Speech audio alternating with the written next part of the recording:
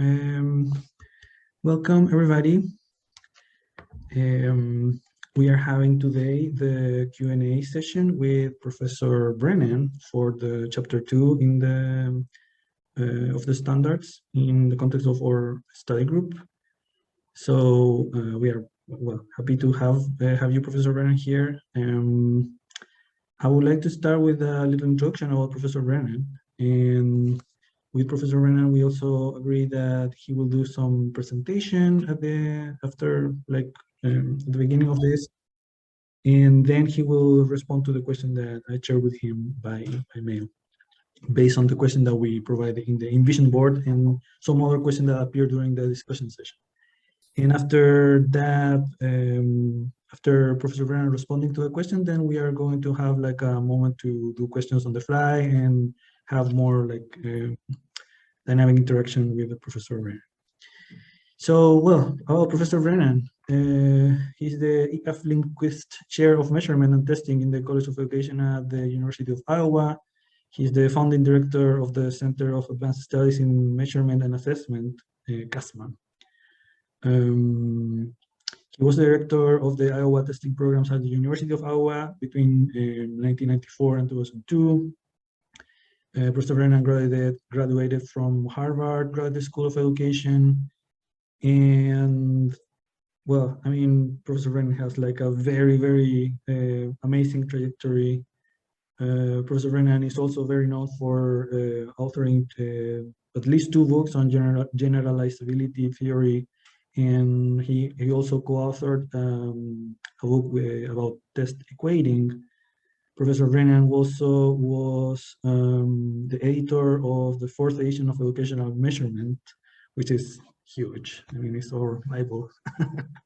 And Professor Brennan has published like numerous articles in journals like Educational Measurement and like many other important journals. Professor Brennan participated in also numerous professional organizations. He was actually president of NCME in 1995, 95, 97. In that period, he was vice president of Division D of American Education Research Association. And in the 2000s, he received an award actually for career contributions to educational measurement from NCME. In 2004, he received also the Lindquist Award for Outstanding Achievement in Educational Measurement. And in 2011, he received a Career Achievement Award from the Association of Test Publishers. And also, Professor Brennan participated as a reviewer of some of the chapters in the 1999 version of the standards. And most recently, he wrote the chapter about generalizability theory in the book, The History of Educational Measurement, which is like more recent. So, Professor Brennan, I mean, thank you very much to accept participating in our initiative. Yeah, I mean, I don't think we can have any better person to respond to our questions. So thank you very much. Thank you. That was a very generous introduction. Thank you very much. I looked at the questions that were sent to me and thought about the issues that were being raised and decided that I really can't respond to the questions without making sure that we all have a common understanding of context, or at least as I see the context. So I prepared a set of slides that I'd like to go through to give you a context that will provide a basis for at least my comments at various points about questions that you have raised. And then we should have time for some more questions as well. So I've never done this before this way, but I think this is the best way to do it for this purpose. So if you bear with me, I'm anything but a technology wizard, but I think I'll be smart enough to at least be able to share a screen. Let's see what happens. Now, this. Can you see the screen? Yes, we can see your screen. Okay, and so if I go to slideshow, you should see that too. How are we doing? Yes, now we can see you in presentation mode. Okay, good. All right, so we're talking about the standards for education and psychological testing. and particularly Chapter 2 on reliability, precision, and errors of measurement. And I thought, first of all, it's a good idea to have a kind of big overview of what's gone on in the field and how it's been documented. So there are 4 editions of educational measurement. They have occurred about every 20 years. The first was edited by Lindquist in 50. Actually, the plan was to do that in about 45, but World War II intervened. Then a good colleague of his, Thorndike from Columbia, edited the 2nd edition in 71. Bob Lynn, the 3rd in 89. And I edited the 4th in 2006. The 5th is now under consideration with Linda Cook and Mary Petoniak at ETS. In the same time frame, there have been 6 editions of the Standards for Educational Psychological Tests. So roughly speaking, every 20 years, there's a new edition of Ed Measurement. Every 10 years, there's a new edition of the Standards, roughly speaking.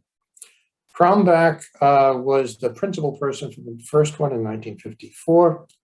There were 3 after that. And then in 99, Eva Baker and Paul Sackett kind of chaired the committee. And in 2014, the Standards you're looking at, Barbara Blake and Laurie Wise chaired the committee. So that's, if you wanted to actually know what's gone on in the last 70 plus years of the field, one thing you might do is read all of that. I have read all of it, literally all of it, at one time or another. The standards in 2014, talking about reliability and precision, are clustered into 8 different clusters. And if you notice, those clusters, 4 of them explicitly refer to reliability / precision. 4 of them. Actually, they all refer to it in one sense. But you see that phrase going on all the time. So what's going on there? Well, I wasn't on the committee that wrote those standards. But when I read through it, it seems pretty clear what's going on. When they use the word reliability, what they're really referring to is coefficients, I think, largely. When they use the word precision, what they're really referring to is standard errors of measurement or conditional standard errors of measurement. I'll have more to say about this in a while. From the point of view of the chapter, essentially both reliability and precision are given similar standing, although I would say coefficients seem to predominate in their thinking. That's the way it looks to me when I read it.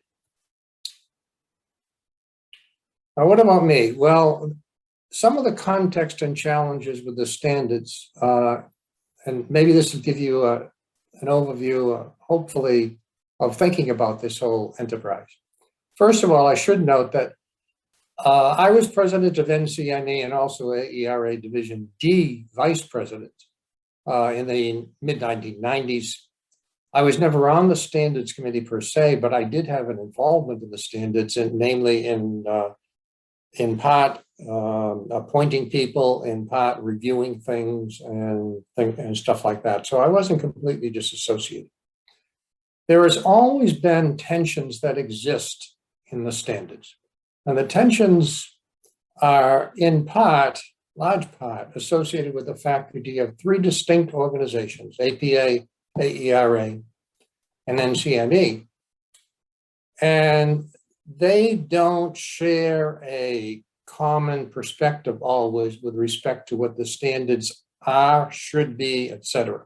So for that reason, the 3 organizations appoint members, and in the end, they're supposed to come up with some kind of consensus. But there is differing personnel involved. The funding sources has been a source of contention. That's actually a story all in and of itself, how the funding happens. And the goals and context are different. So the standards for educational and psychological testing, I don't think have any precedent with respect to standards in other fields, other academic fields, where the focus is much more coherent. There is in particular a very large gap between psychological testing and educational testing. including licensure and certification. So in a sense, you might say that the standards have the following characteristics. First of all, there's no enforcement mechanism. If you prove that somebody violates the standards, there's nobody to complain to, no entity.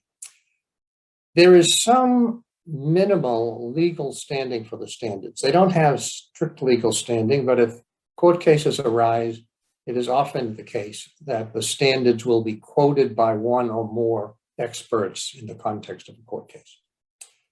There's no certification and measurement professionals. So a doctorate is really not commensurate with certification. Think of medicine, for example. Just because you graduate from med school doesn't mean that you get licensed to practice as a physician. Same with law school. So there's no enforcement mechanism. It has minimal legal standard, and there's no certification and measurement professionals. The sum total of all of these things creates a pretty complicated circumstance in which essentially what's going on is the various entities who meet together as a standards committee have as their mandate to come up with some kind of consensus on these things. But that consensus typically involves give and take. So there's not one perspective on a lot of these things. And that creates, in my mind, a very ambiguous status for what you might see in many aspects of the standards. Given that limitation, I don't want you to assume that I therefore think the 2014 standards are terrible. They aren't. I think given the many constraints the committee had to deal with, the standards are really quite good. But they're not always as clear and focused as I would ideally like to see in educational testing. At least that would be my perspective. So let's consider again as well the broad, complicated, and politicized context of educational testing. We sometimes forget about this. We've got various levels, K through 8, obviously, grades 9 through 12. There's college admissions. There are admissions to professional graduate schools, medicine, law, measurement, etc. And there's licensure and certification, especially in medicine and law. Now, you could argue, well, some of these, maybe they shouldn't fall under the banner of educational testing, but the reality is they really do. And the reality is those of you who are students, when you start looking for jobs, you'll probably be looking for jobs and or taking a job in one or more of those 4 areas at one time or another. I have personally worked in every one of them, and they are very, very different. Other issues that creep in that create complexities, political and technical. In the case of grades 3 through 12, peer review by the feds drives much of what's going on in grades 3 through 12 testing. College admissions testing is highly politicized now and mixed with state testing programs because of the Every Student Succeeds Act. That wasn't the case up until just before, when No Child Left Behind was in play in the early 2000s or even before that.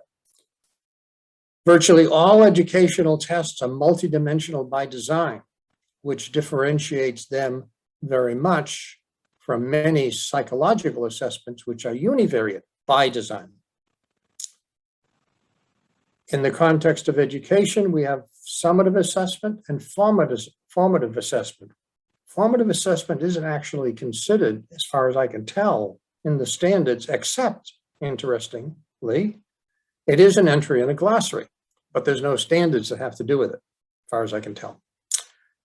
And finally, I think we all know, if we've been in this field very long, that there is a kill the messenger mentality to all educational testing. In other words, if the results of the testing lead to some consequence that people don't like, then the knee-jerk reaction is to blame the test.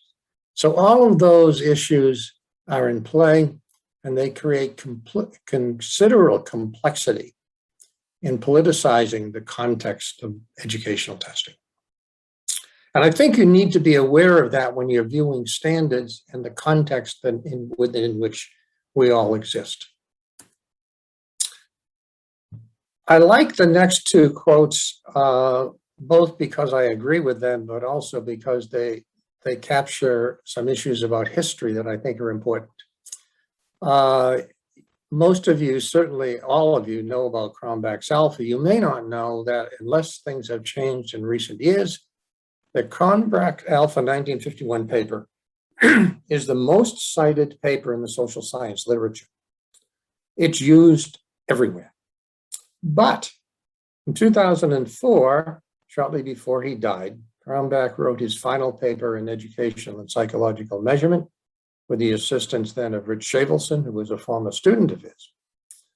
And one of the things he said was, I doubt whether coefficient alpha is the best way of judging reliability. And he's actually being quite gentle there. He meant it more strongly, I think. And I think what he really meant is it definitely is not the best way in almost all cases. He also stated coefficients are a crude device, including reliability coefficients. Interpretations being made in current assessments are best evaluated through the use of a standard error of measurement. So his first quote is casting doubt on coefficient alpha, for sure. And his second quote is actually expanding that doubt to all coefficients, saying in effect that they're too complex, they're too difficult to evaluate, and standard errors of measurement make a whole lot more sense. I personally buy into both of those perspectives. Alpha itself is barely mentioned in the 2014 standards, except, again, as I believe in the glossary.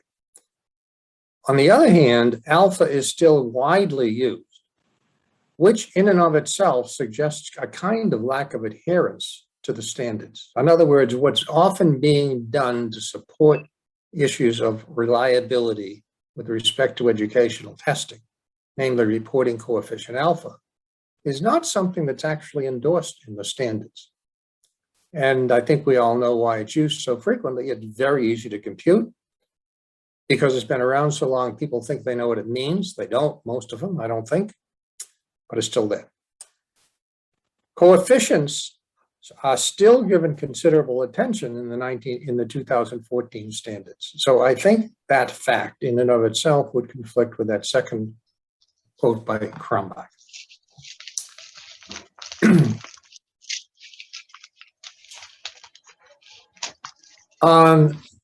Just as an aside, speaking solely for myself, when I wrote my book on G theory, and then I wrote it in the 1990s, I seriously considered not including any reference to generalizability coefficients because I thought they were too much overused and standard errors of measurement would make more sense. I decided against that because I felt that if I didn't include them at that stage, probably no one would have read the book because everybody wanted measures of reliability or estimates of them.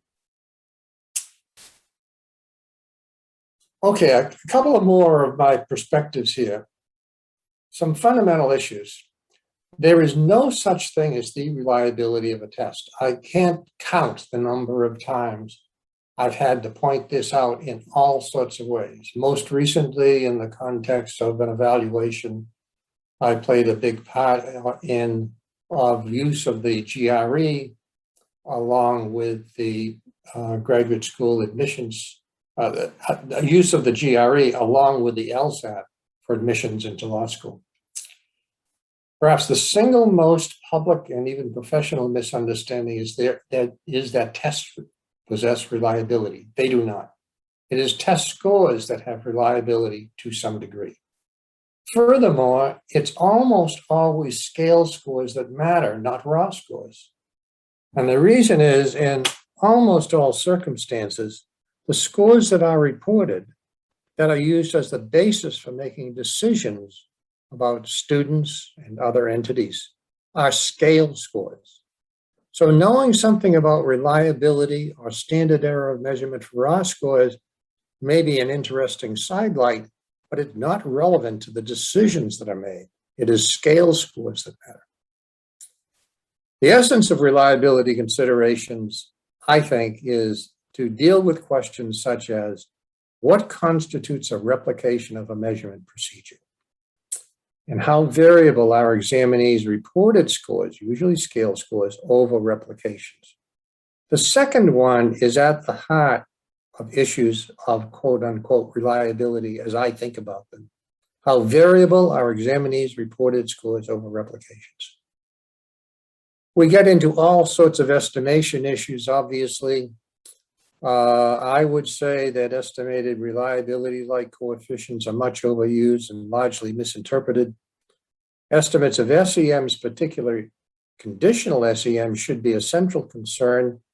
And I do give considerable credit to the Standards Committee for giving something on the order of equal emphasis to SEMs and CSEMs, although they refer to it typically with respect to precision.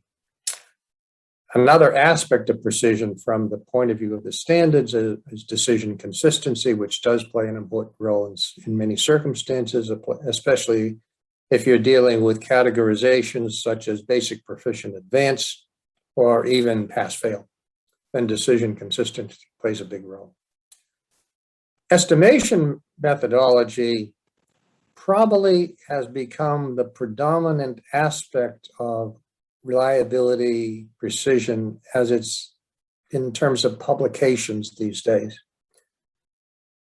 And it's obviously important, but it's only as good as the assumptions are with respect to their defensibility. And I think too frequently, the assumptions are overlooked and almost as if they don't matter that much, but they really do matter a lot. So I would prefer if our field moved back closer to paying attention to those things that are very central to very notions of reliability, precision, and in particular, how variable are examinees' reported scores over replications. How you go about doing that definitely requires estimation, but I don't think estimation should stand out as the principal thing. Now we're beginning to get into questions. The questions that I received from Sergio, many of them were focused on who's the user here. Well, one of the reasons I just gave that background is to kind of point to the obvious. The multiplicity of perspectives that have to be represented by the standards for educational and psychological testing kind of indicate pretty clearly that there are multiple users: testing companies, the feds, states, districts, schools, parents, students, admissions offices, professional associations, media. So if you just, a superficial reading of the standards suggests that, well, user means the person who ultimately uses the scores. And that's not wrong per se, but it really misses the fact that there are multiple different types of users depending upon the context within which you are dealing. And obviously those different entities or people associated with them will have vastly different knowledge bases for reliability, standard errors of measurement, etc. And each of those groups typically have differing levels of responsibilities. And all of this leads to considerable confusion and potential lack of accountability, which I think was one of the things that was confusing to those of you who wrote questions about who is the user, which is a very good question. And the standards are really pretty much silent about that. Not because these people, I think, don't understand that. I know they understand that. But because given the political nature of the standards and the manner in which you've got three entities involved in them, it's practically impossible to piece out who's responsible for what. And so they use the generic statement, uses. My personal belief is that testing companies should bear the primary but not exclusive responsibility for the uses of test scores.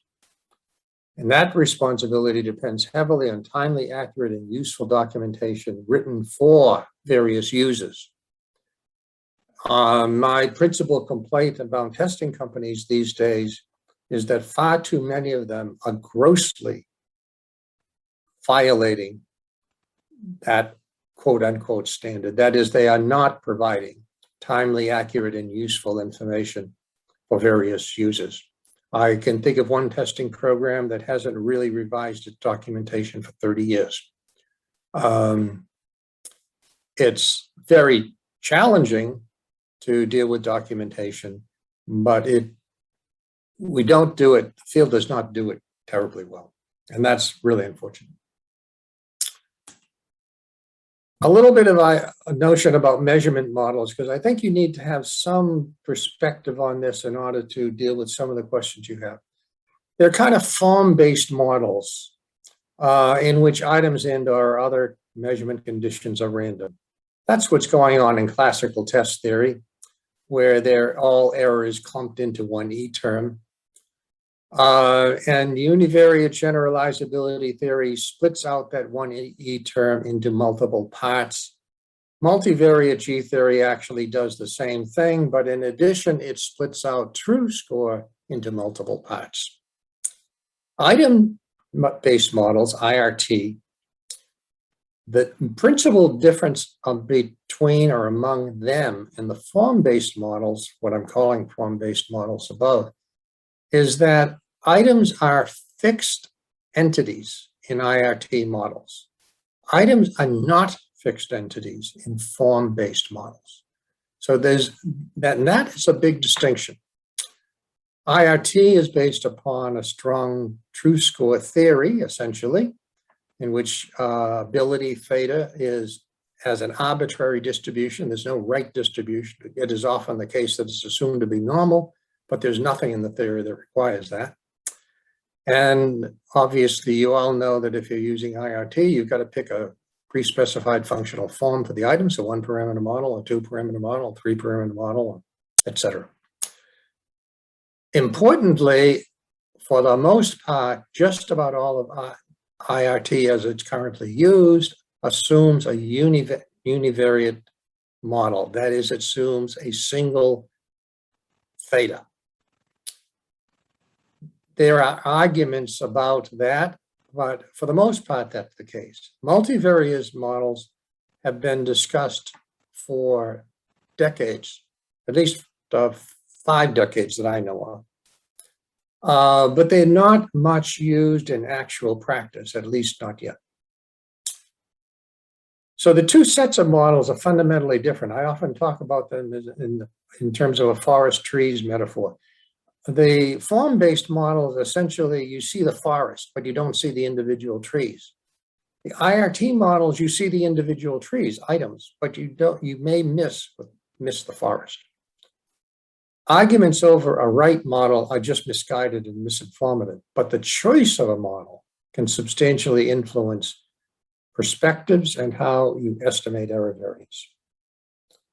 There are often better, worse answers, but there are seldom right answers, uniformly right answers. In any case, reported statistics should match the uses and interpretations that are intended. A second class of questions that I saw had to do with what I thought were conditional standard errors of measurement.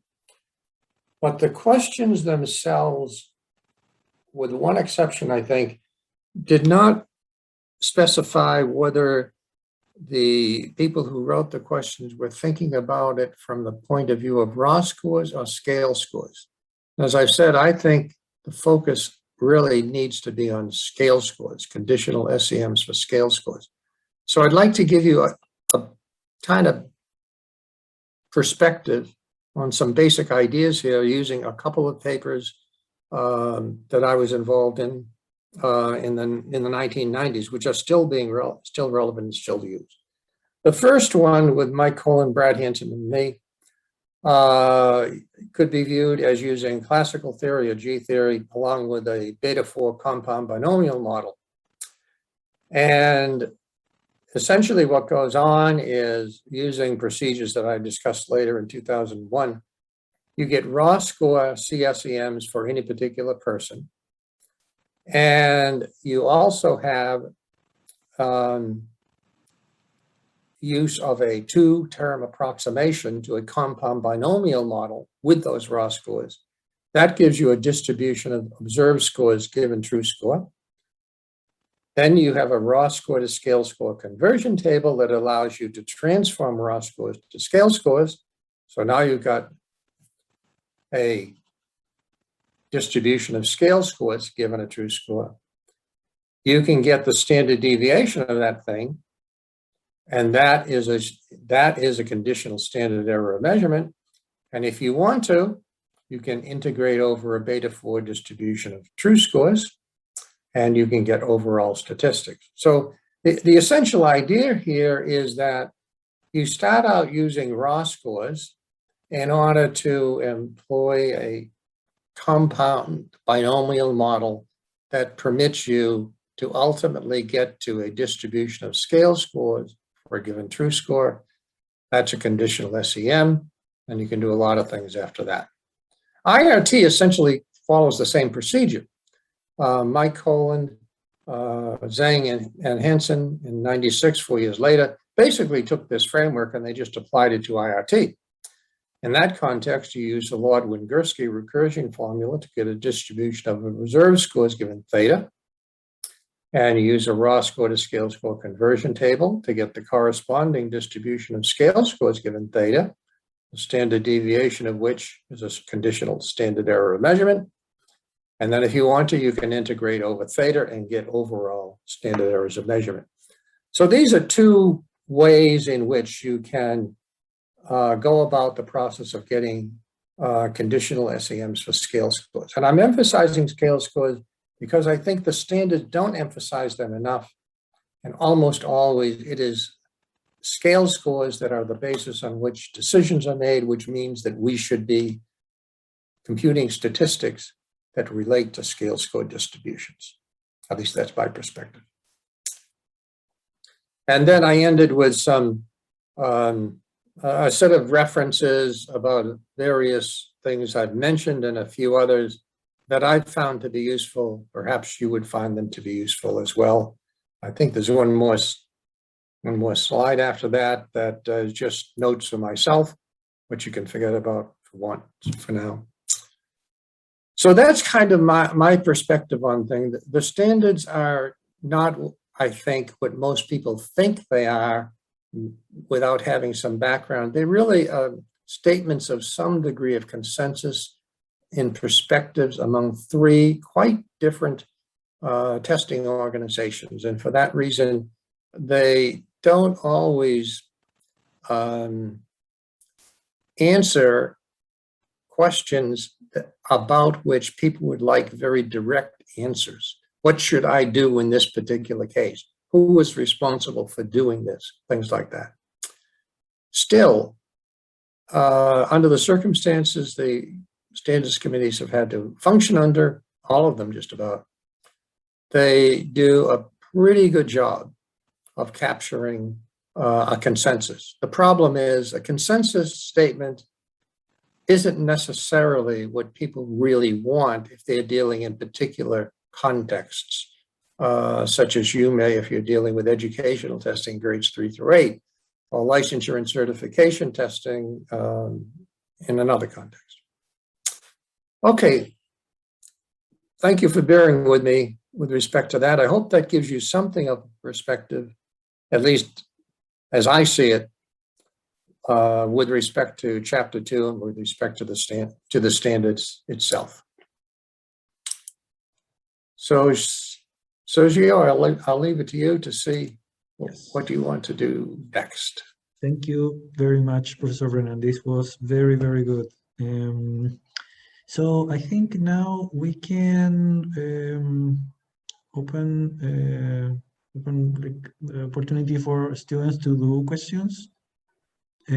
Hopefully you can do your question in less than 2 minutes, so we can have already like a chance to do questions. And yeah, I'm not going to like do any more sophisticated procedure. Just jump in and do your question if you want to talk. Thank you, Sergio. Thank you, Dr. Brennan. That was one of the most valuable, informative, interesting session that I have ever heard. My name is Günel. I am doing my master's at Kent State University. My major is research, measurement, and statistics. Right now, I'm taking course like IRT, and we are learning about rush analysis. And we need to apply rush analysis in our final projects, the final proposals. So I would like to know your opinion about using rush analysis to evaluate the reliability. As I understand from your presentation, there is never right or exact answer for reliability, but what would you prefer? If we want to check reliability in our test, is rush analysis one of the best ways to do that? Okay. Well, the first question I would be asking myself, and let me back off a bit.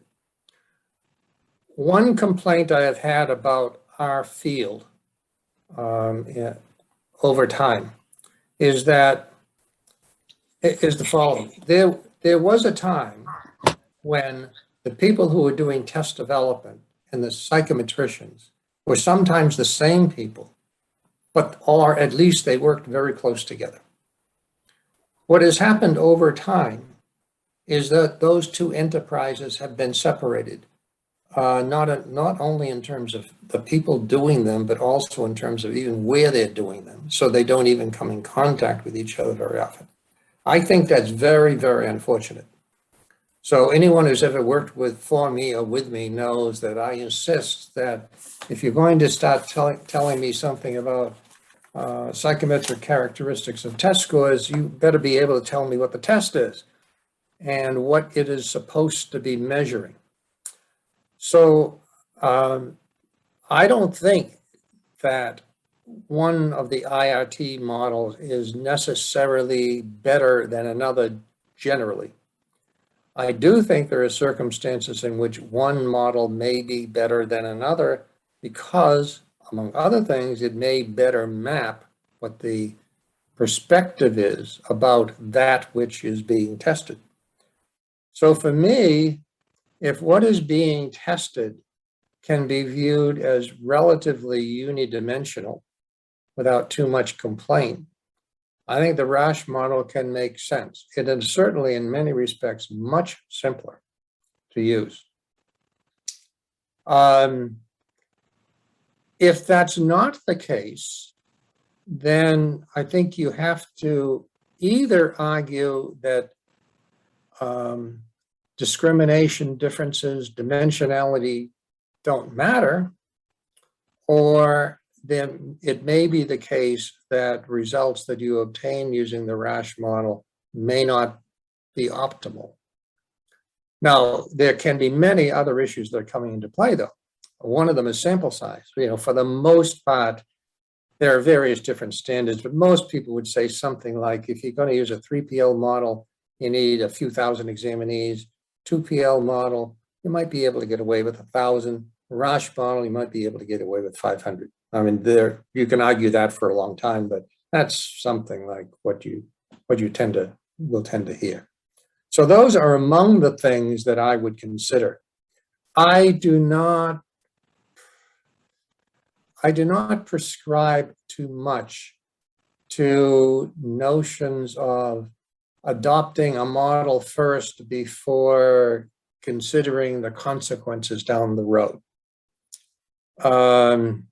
I will tell you that if all other things being equal, if I were responsible for using IRT to do analyses with respect to errors of measurement reliability, I would be more likely to go with a 2PL model than any of the others. 3PL model, I think the lower asymptote is a big problem in the model.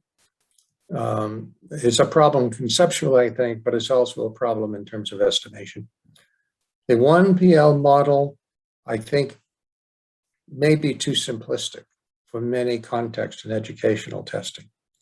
But I wouldn't make those statements so definitively that I would always rule them out from consideration of what to do in a particular context. Does that help at all? Yes, yes, definitely. Definitely. Thank you so much. And I'm so sorry, I'm taking time. Can we get your presentation? Can you share your presentation with us later? Yes. Sergio, is it possible? Oh, yes. What I will do, assuming Sergio is agreeable to it, is that last slide, which had a few notes on it, I'll drop that off. But I will send you, I didn't send you a copy, did I, Sergio? Okay, No. I will just send you a copy, the PowerPoint presentation. And I'll probably put something on the front end, that some kind of qualifier on the first page. And you can distribute it to all of the participants. Well, I have no trouble with that if you're agreeable to it. Yes, yeah. Thank you, Professor Brennan. Any other question, please? Hello, Professor Brennan. Thank you for your presentation. And my You're name welcome. is Ashley. My name is Ashley, a PhD student at UBC. My major is measurement, evaluation, and research methodology. And I got a chance to roughly review the use of SEM and CSEM in validation studies in 4 journals. And I found that CSEM is rarely reported. And I'm wondering whether it is because there are no user-friendly tools to get it, and there seems to be no guidance on the reporting of CSEM. Yeah. There Yeah. really is not much guidance on reporting of conditional SEMs. I think if we were to talk further, I would find out that I share concerns. If you asked me to pick one and only one statistic in psychometrics to pay attention to, it would be conditional SEMs. That's what I would pick. If I have those, I can do all sorts of things with them, including very traditional things and very non-traditional things. But also, they almost always are getting at the focus of what is really of interest to me. Namely, I would like to be able to say to an examinee who takes a test, here's your score. And I'm relatively confident of that in the sense of it ranges, from here to here. And I'll tell you how unconfident I might be as well. So I tend to think that's the case. If I were the author of chapter 2, if I had been the sole author of chapter 2, I would have ordered things starting with conditional SEMs, then going to SEMs, and then going to error tolerance ratios, and then going to coefficients. And the last 2 are functionally related. But error tolerance ratios, which have been proposed by others as well, particularly Mike Kane, error tolerance ratios just much easier to understand than a coefficient. To give you an idea about my qualifications with respect to a coefficient, I know of no one, myself included, who can tell me what the difference is between a reliability of coefficient of 0.95 and 90, and then tell me what the difference is between a reliability coefficient of 0.85 and 80. They have substantially different meanings intuitively. But intuitively, I cannot understand that difference. I can mathematically tell you how to do it, but I can't intuitively grasp it. So that hangs me up. Conditional SEMs, I think I know what I'm talking about. But that's the way I order things in terms of priorities. Conditional SEMs, error tolerance ratios, coefficients. And in when I'm writing now, that's what I'm doing. If people don't want to publish my stuff because I don't do it the way they wanted, well, I've been around long enough, so it probably won't make too much difference. But that's really is the way I'm thinking about things. Well, thank you for your response. I really want to say, right. Okay, thank you. Any other question, please? Hello, Dr. Brennan. My name is Brennan, and I'm also a PhD student from the SING program at Ashley. And I have two very curious questions. And one is about you mentioned that the reliability doesn't matter for the row score. It's a problem for the scale score. And I'm thinking that if we base on the Rush model, as the other student mentioned, in that case, the estimation should be very similar to the row score. So in that case, is there a problem? Like why we just need to consider the scale score is a matter. And the other thing is you mentioned that we have the difference between the G theory and the IRT models. Is one is the forest, the other is the tree. Is that problem is about the estimation because IRT use the each responses and the G theory use the MSE, the mean square error, something like that, right?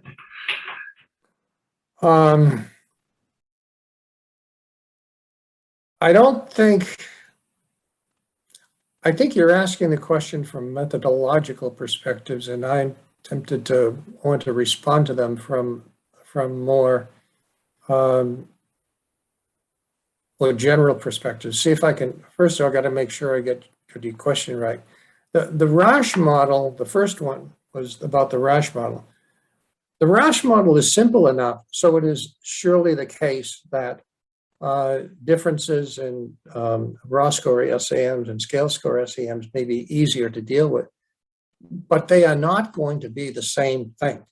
A scales, they're going to depend upon a raw to scale score transformation. There is no constraint on what that transformation is. It doesn't have to be linear. In fact, it's almost never linear. It's nonlinear, and sometimes it's dramatically nonlinear. So I don't think the difference is going to evaporate just because of the simplicity of the Rasch model, because the raw to scale score transformation is unaffected by the Rasch model, unless you employ something on top of it. And your second question had to do with, I'm sorry, I think I've forgotten the details. The second question had to do with scale scores, but what were you getting at? So you mentioned the difference between the G theory and the IRT. Oh. One is the forest, one is the tree. Yeah, the forest trees issue. That to me is a very helpful metaphor. IRT, in conventional ways of developing tests, you do item analysis, difficulty level, discrimination, and then you go along, you create forms, and you do equating, and you do all sorts of other stuff after that. IRT kind of mixes everything in together. And there is, by the way, historically a reason why I think that has happened, just out of by way of background.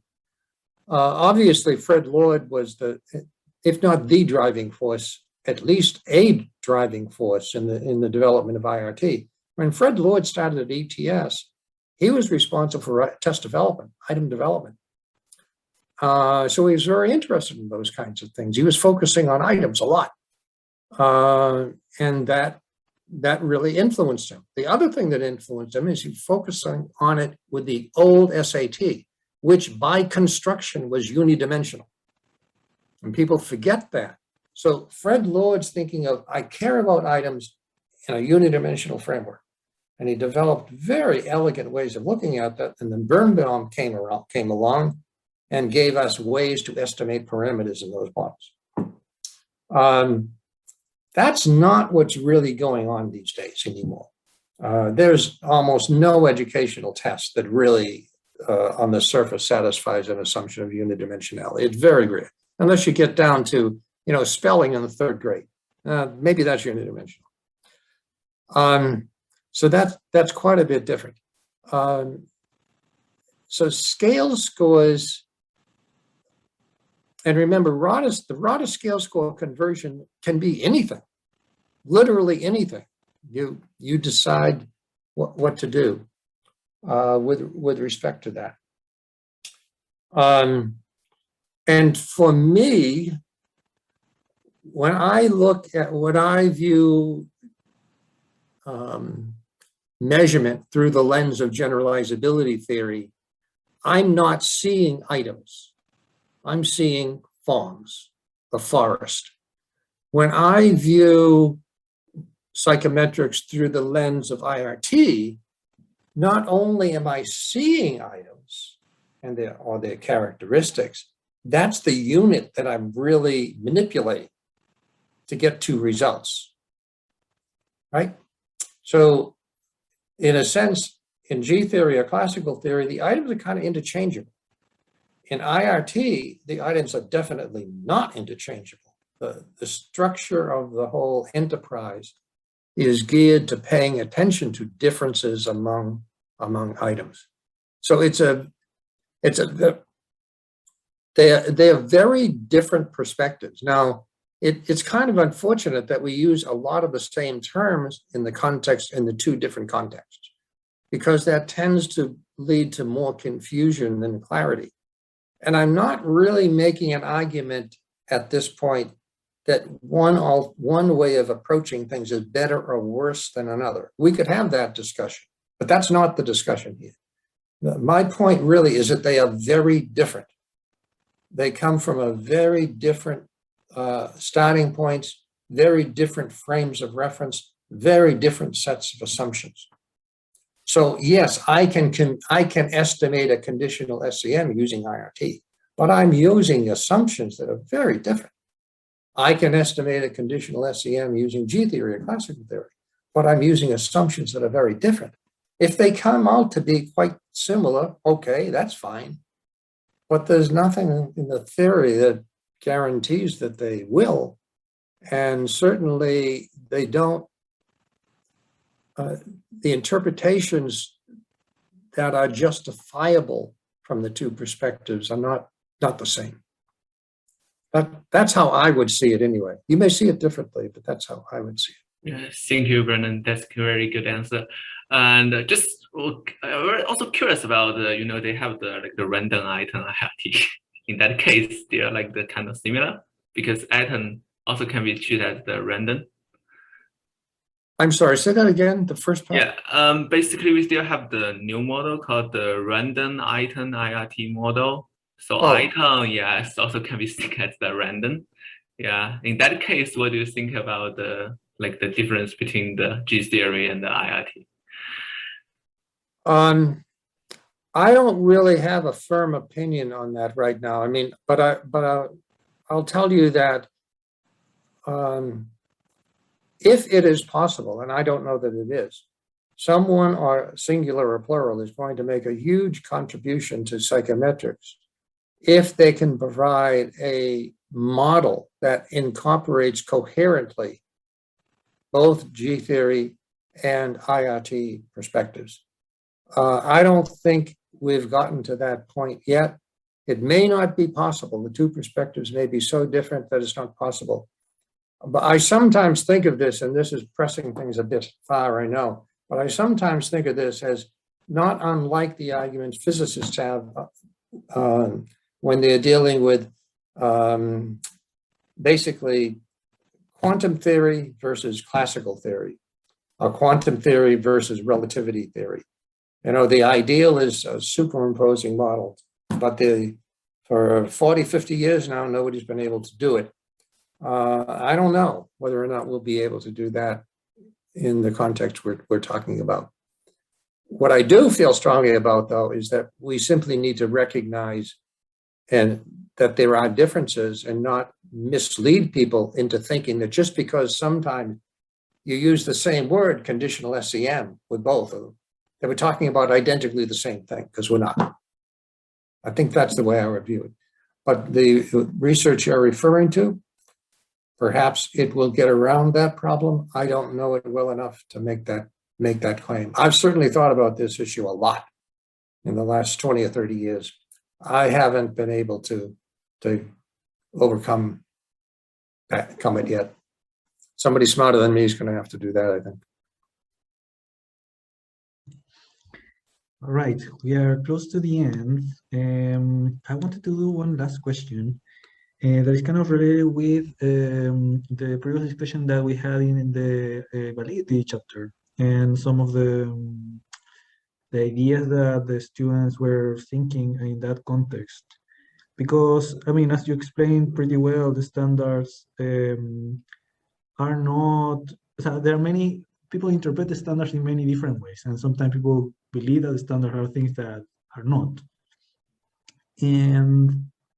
But on the other side, like a lot of people are looking for something that something better than the standard, or something more prescriptive, maybe.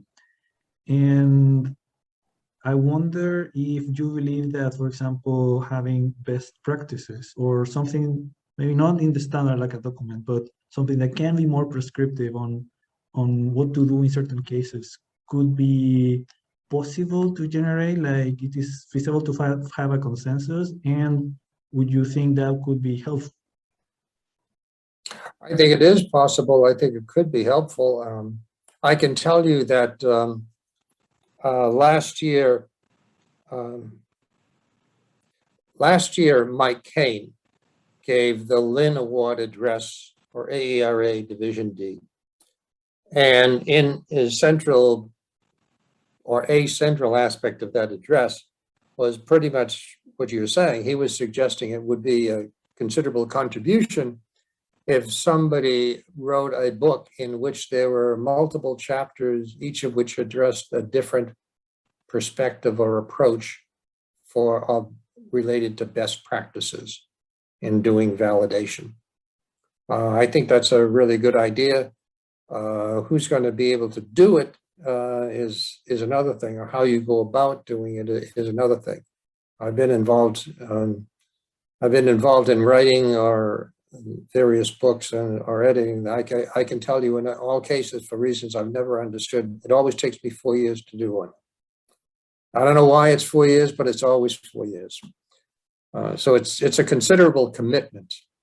And I think that actually is doable from Mike Kane's perspective on validation, which is identical to mine, which is namely, it's very simple. It's a claims evidence approach to things. In issues having to do with quote unquote reliability and precision, there are so many different varieties. I don't know if a best practices approach will work, although, you know, you could do something like somebody write about those issues from the point of view of 3 through 8 testing, college admissions testing, licensure testing, certification testing. You know, that might be something that could be done. The general idea of best practices under these circumstances, I think could well be quite a contribution to the field. Yeah, all right. Thank you, Professor Brennan. Well, in fact, part of the ideas in which this, part of the ideas also is in the context of rethinking the format of the standards, because typically the standard are considered like a chapter, or not a chapter, like a book. But now we have so much technology, and maybe we don't need to be that fixed. I mean, we can use the technology to create some document that is more, I don't know, like connected or living, if you want, and a standard that can connect with other documents that have these prescriptive things. Or, for example, some people that confuse the standard with a code of ethics, for example, and connect with something like that. Yeah, and that could be like a way to go. Well, a couple of comments there. There is a code of professional ethics for NCME. Mm-hmm. There actually is one. Cindy Schmeiser, who succeeded me as president of NCME, was the prime mover in that. That actually exists. As far as restructuring the standards, that there is the beginning of creating a new standards committee for the next edition, next version of the standards. If you have feelings about that, I'm sure you could find a way to express them to the NCME leadership.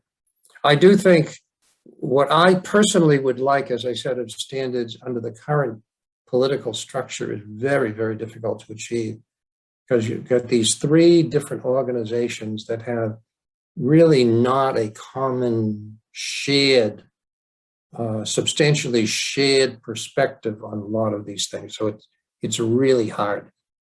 Under the circumstances, as I said, I think the Standards Committee did a really pretty good job. Even though I've been a little bit critical of some things, still I think they did a pretty good job, but it's a really tough job. Yes. All right, we are on time now. Thank you very much, Professor Brennan, for participating in our initiative. Thank you also for all the students that participated today. Well, You're welcome.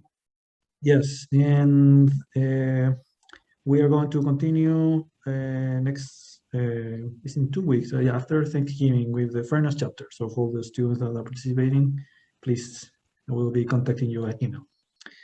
All right, thank you very much, everybody. Thank you, Sergio. I wish all of you well in your careers. Yes, thank you. Take care. Bye-bye. Bye now.